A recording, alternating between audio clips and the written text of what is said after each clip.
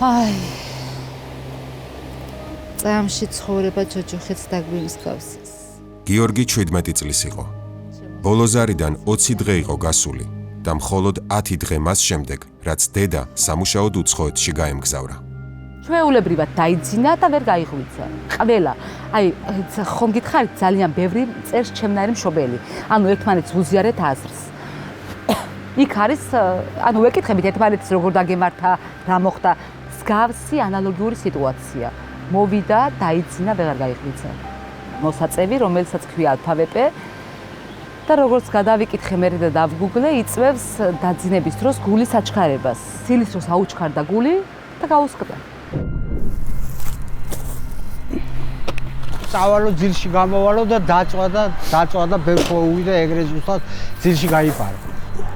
სახლში ვარ ღამის პირველი საათია და მირეკავს ჩემი შვილი გერმანიიდან და თუ აღარ არისო. და რომ მივედი, ვერ შეამჩნევდი გარდაცვლილი თუ იყო. ერთი ხელში ბუჩში ჯვარი ეჭირა ესე და ერთი ხელი თავთით ესე ქონდა ამოდებული და დათო 22 წლის იყო. სიკვდილის წინ თავი შეუძლოდ იგრძნო, მაგრამ მეგობრებს სასწრაფოს გამოძახებაზე უარი უთხრა. პოლიცია რო იგებს რომ ცუდად არის, არანაირი პურალო მოკიდებ ხელს და გადაყავთ ზახეში, წინასწარი დაკავების იზოლატორში. ესე იგი, პირიქით უფრო წუმპეში აგდებენ. იმის მაგივრად მე ახლა ამას ეთერში არ ვიცი, მაგრამ მე-10 კლასში მანქანა გავიტაცე რა. და დამიჭერა ზესტაფონის პოლიცია. და როგორც დამიჭირა ისე გამიშვა და მითხრა რომ წადიო შენ ეხლა და იმას გაუკეთე მანქანაო თუ არა დაგიჭერთო და შენ რო ციხეში ჩაქსვა უნდა გათახსი გაფუჭდნენ უნდა წახვიდე ხელიდან. და დღეს პოლიცია ასე კი არ ელაპარაკება ბიჭო ამ ბავშვებს. წაიყვანენ იზოლატორში. ჩააგდებენ 2 დღე იქ, ჩაუტარებენ სასამართლოს, მიცემენ პირობითს, მიცემენ გირაოს 15,000 ლარი. და წარმოგიდგენია შენ რას შვებია? რეპრესიული ნარკოპოლიტიკის შედეგია გაუთავებელი თავზარდამცემი ცნობები ახალგაზრდების ზედოზირებით გარდაცვალების შესახებ. სამხარაულის ბიუროში ვიდექით რიგში 5 მშობელი. ეს იყო მე-5 და 4 ამაზე წინ 18, 19, ერთი იყო 17, ერთი 22 და ერთი 23 წლის ბიჭების გვამები წამოვიღეთ იქიდან შავი ცელოფნის პარკები.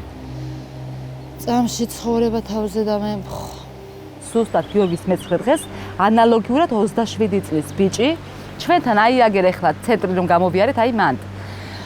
გიორგის მე-9-ზე მივედით და დაირეკა რომ 27 წლის ბიჭი მამამ მძინარე ნახა საწოლში გარდაცვლილი. ანალოგიური ვითარებით სუსტად რაც გიორგის სიტუაცია იყო ეს.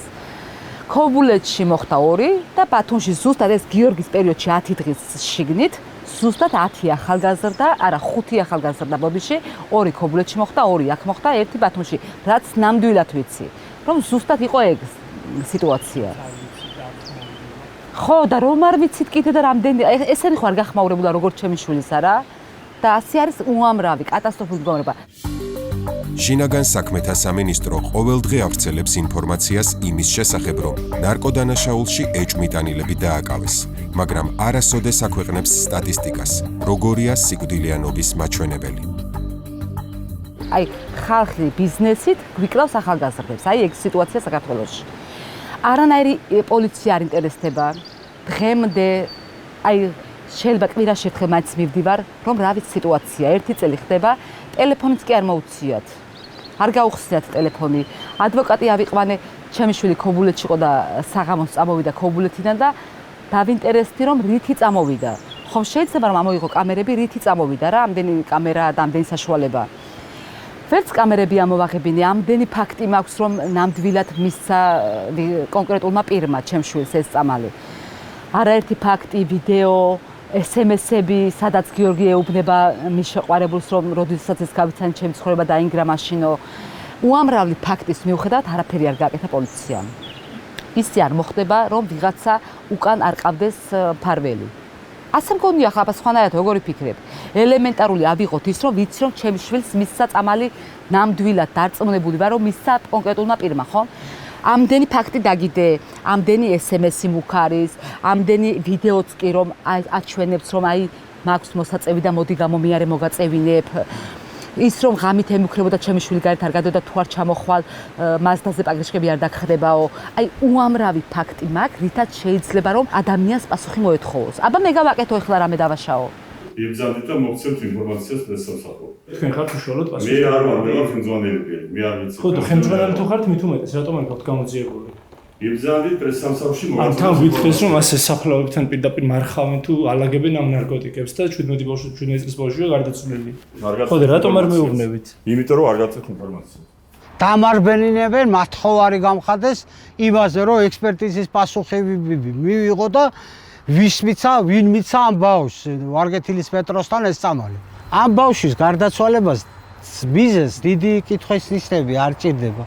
მობილურშია ყველაფერი, ვისთან ჩავიდა, ვის გამოართვა, ვის მიცა და ჩვენ ვიცით, როცა სახელმწიფოს დაჭირდა, რომ ცხოვრებული ლაშქარავა ეს არის ჩვენი ქვეყნის დემოკრატია. გარდაცვალება დაკავშირებოდა ნარკოტიკს, ერთ დღეში იქნა გამოძიებული ყველაფერი და აჩვენეს ის ფაქტი, რომ აი თურმე ეს ბიჭი ჩადიოდა ცუდ ამბავს, ხო? სირავდილეში ეს რო გადაფარულიყო აქციაზე მისიცემა. შენ როცა გიდა ნარკომანად გამოიყვანო და ეცი და ერთ დღეში ხო ესე იყო, ხო არ ვიგონებ, კაცო. ჩვენ რა დავაშავეთ ამ ხალხმა? ანა მანგელოზევიჩვილიშვილი რაღაც დამიჩეხეს, თავის ქალარას ახადეს, თუ არ იძიებდნენ. შინაგან საქმეთა სამინისტროს მყისიერი რეაქცია აქვს, როდესაც საქმე თავად ნარკოდამოკიდებულების დასჯას ეხება. ზედოზირების შემთხვევების გამო გამოძახებული სასწრაფო დახმარების ბრიგადას ადგილზე მისვლას პოლიცია ასწრებს, მაგრამ გარდაცვალების შემთხვევების გამოძიება წლობით თაროზე იდება. აი უამრავი ფაქტი, რომ ნამდვილად ბავშვზე ახდენა ზეწოლას. სის პოლიცია და რას აკეთებს? არაფერს. კატასტროფულ ქვეყანაში ვცხოვრობთ. საერთოდ რომ არანაირი ახლა რო ვიყავი ბოლოს მისული ტელეფონზე, ძალიან დიდი კამათი მოგვივიდა მე და პოლიციას. იმიტომ რომ ჯერ ამდენი ხანია მპირდება ტელეფონი იხსნება, ერთი წელი ხდება, რაც ტელეფონი უნდა გაიხსნას და არ გახსნილა. მე ამდენი ფაქტი მაქვს და ვეუბნები, ხომ შეიძლება ელემენტარული კამერა მაინც რატო წაიყვანეს, მაშინ რატო გაუკეთეს ექსპერტიზა? რატო უკეთებენ საერთოდ ზოგადად რატო უკეთებენ ექსპერტიზას, თუ იმ ექსპერტიზის იქით არაფერი. მე ჩემი შვილი არ მაინტერესებს ზოგადად მოკვდა, დავიღუპე, დამთავრდა ხომ ცხოვრება იქ. დამიჩეხეს ანგელოზივით შვილი, დამწარებულს კიდე გამწარება დამიმატეს ზევიდან და არაფერი. მაგით მათთვის არის ეს ჩვეულებრივი მოვლენა. და ჩემთვის მთელი ცხოვრება, ხომ? ეს არის მთელი ცხოვრება. ამაზე მეტი სიმწარე დედამიწაზე აღარ არსებობს. ერთი ორმა მომწერა, ახლა ვიცი რომ მე ვიბრძოლე, მე ჩემი გავაკეთე, თუმცა გამაფრთხილეს რომ ყავს მეორე შვილიც, გაუფრთხილდი მას. ვინ გააფრთხილა? პოლიცია, როდესაც მოითხოვა გამოძიება. ყველა მშობელი, წლების უკარო დაკარგა ბავშვები, ყველა მშობელი ჩემნაირ დღეშია. არც ერთი საქმე არ ვისულა ბოლომდე.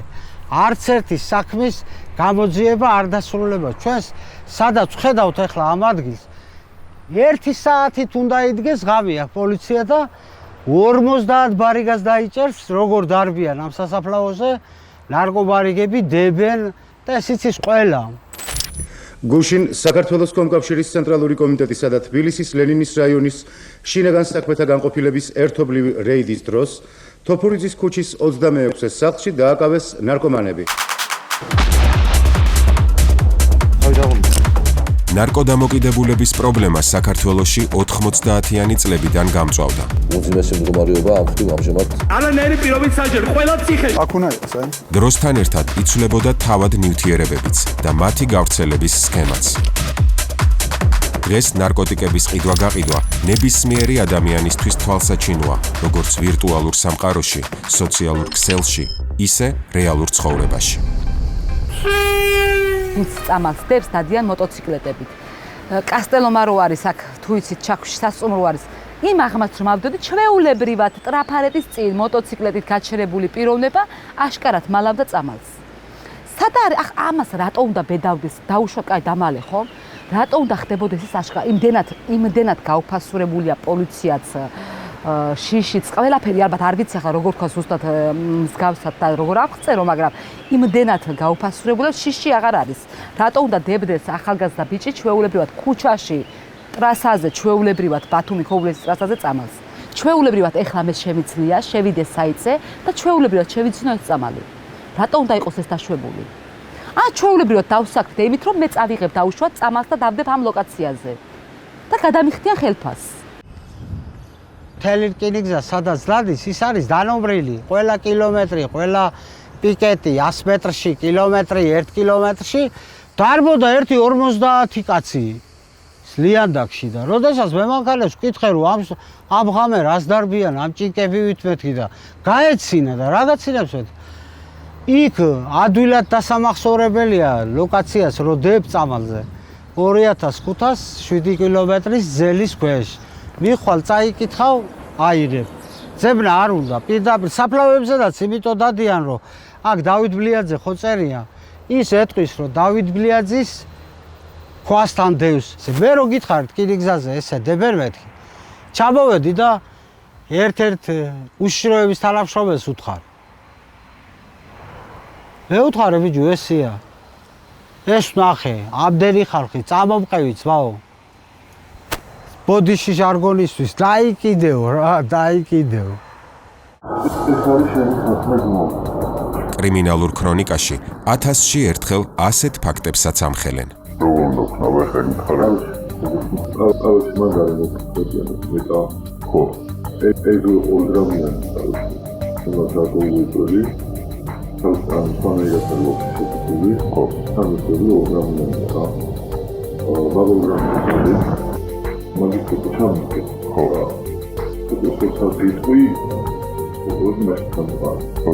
მაგრამ შავი ბაზრის აგრესიულ მარკეტინგთან და გავრცელების მასშტაბებთან შედარებით ეს ზღვაში წვეთია. ვოლტის და გლობოს კურიერზე მეტი ამ ქვეყანაში ნარკოკურიერია. გადგმული რომ აქვს ფესვები, ამას ვერავინ ვერ ხედავს. მარტო ჩვენ ამნაირ დაღუპული მშობლები ხედავთ, სხვა ვერავინ ვერ ხედავს. სადა ამ დროს ქვეყანა ან პოლიცია, ან მსგავსი სტრუქტურა სად არის, რას აკეთებს? ყველა უნდა დაისაჯოს, ვინც ღიად სოციალურ ქსელებში დაფინანსებულად აცხადებენ ვაკანსიებს 1500 ლარიდან ზევით დღეში. არ უნდა დაუძა ხო კაცო ამ ხალხს? რა სამსახურია ეს სამსახური? მე წავალ 1500 ლარს თუ მომცემენ, რას აკეთებენ? რა უნდა გავაკეთო, მითხრან აბა. აი თქვა, რა ვიცი, 1500 ლარა დღეში. რომელი ჭკუაზე მყოფელი არ წავა, ერთი მითხარი 1500 ლარი არა, სად არის სამსახური? პირდაპირ ღიად აცხადებენ, რომ მოდითო წამლები დაარიგეთ და ხალხი შესვით ნარკოტიკზეოდა. ყველა კორპუსში, ყველა უბანში არიან ბარიგები, რომლებიც ყოველდღე ნასკებივით იცვლიან მანქანებს და ბინებს. შევიდენ და ნახოთ. ხო ვარ 15-20 ბიჭი. ჩვენ ვკრიბავთ ამ ფულს და მე ამ 20-ის ფული მიდის ჩემიდან და მე ლოკაციებს გეურებიან ისინი და იღებ. და ეს შეხვდა ვარკეთილის მეტროსთან ვიღაცას იმას გამოართვა. ის რაც გამოართვა, ის აქვია, რაშიდაც არის გახვეული.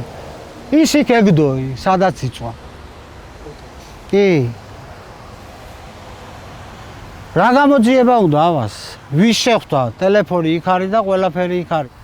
ნარკოტიკული ზედოზირებით დაღუპული ახალგაზრდების მშობლები გამონაკლისები არ არიან, ვისაც სჯერა, რომ ნარკოტრაფიკს მაღალი თანამდებობის პირები მფარველობენ. გახსნილია საქმე, რომელიც შეეხება 53 მილიონ ლარზე მეტი ღირებულების ფსიქოტროპული წამლებით უკანონო ვაჭრობას. 26 ივნისს ცნობილი გახდა, რომ სააფთიაქო ნარკომანიის საქმეზე ჯანდაცვის მინისტრის ყოფილი მოადგილე დააკავეს.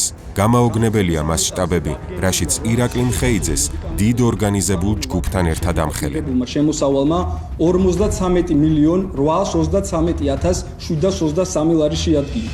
საქმე 53 მილიონი ლარის ღირებულების ფსიქოტროპული ნივთიერებებით უკანონო ვაჭრობას ეხება. ხალხი ძვირფასო მეგობრებო, ვისაც იჭერენ. ეს არის ის, რომ ერთმანეთის ბიზნესი გადაკვეთეს ამათმა და იმას, რომ იჭერენ, ვიღაცამ შემოსავალი დაკარგა. ამას ქვეყანაში როგორც ნარკომაფიას კი არ უყურებენ, როგორც ბიზნესს. ეს არის ყველა სირცხვილი, ეს არის, როდესაც ამბობენ იმას, რომ მილიცია არის გმირი. მილიცია გმირი კი არა, ეს საქციელი ხალხმა ხო იცის. და ამას რა ქვია სახელი, მაგრამ ასე ყველას ჩვენ დავარქვათ გმირები და 16 წლის ბავშვები ამბობდოთ მიწაში, როცა ეს ყველა მიცის. სიტუაცია არავინ არ ათქვას, რომ არ იცის და აქედან გამომდინარე, ამას გმირობა კი არ ქვია, ამას ქვია ღალატი, ძვირფასო მეგობრებო. აბა ერთი შენ გადარიცხოს ჩვეულებრივმა ადამიანმა თავისი შობელს გადაურიცხოს წამლისთვის ფული, თუ ის უკვე ძალოვანმა უწყებებმა არ იციან რას მოხმარდა.